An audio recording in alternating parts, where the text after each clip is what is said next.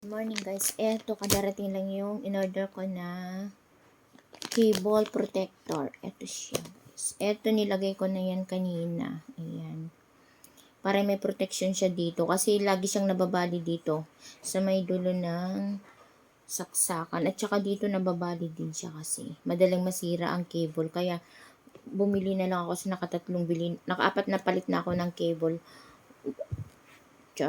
cable wire. Ayan. Ayan guys. Nilalagay ko naman ito ngayon. Ayan.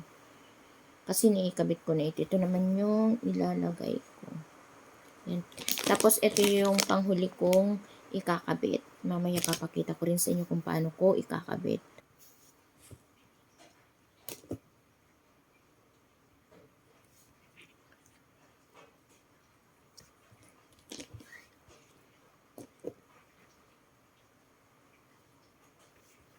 Ganito lang siya. Ikot-ikutin mo lang. Hanggang dito sa dulo. Guys, tapos ka nang ilagay lahat. Ayan.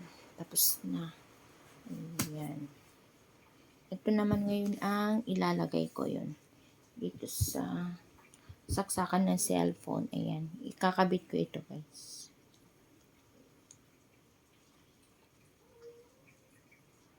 Pero mahirap kasi siya ikabit.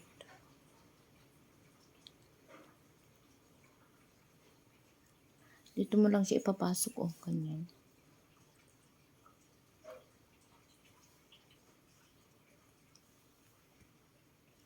Ayan. Kanina nahirapan din akong ipasok yun. Oh.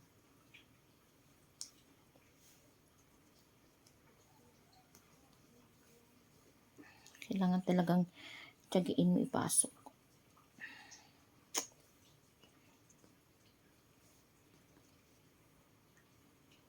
Ayan, papasok mo lang siya dito.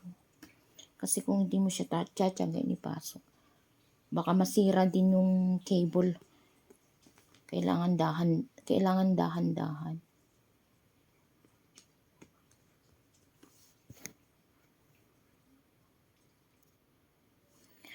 Napasok na siya. Ayan, oh. Ayan, napasok na siya. Oh. Ayan. Mahirap talaga siyang ipasok. Ito may takipran siya. Pagkatapos mong mag-charge, pwede mo ring takpan para hindi siya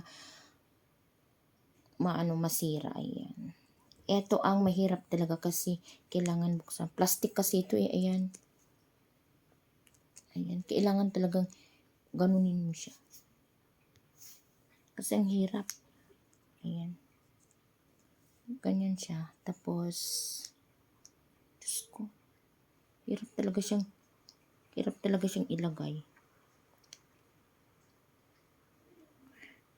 Kailangan ipasok mo siya dito sa loob. Kasi pag di mo rin naman dinadahan-dahan ipasok, baka ito rin cellphone mo masira. Ito rin cable wire masira din.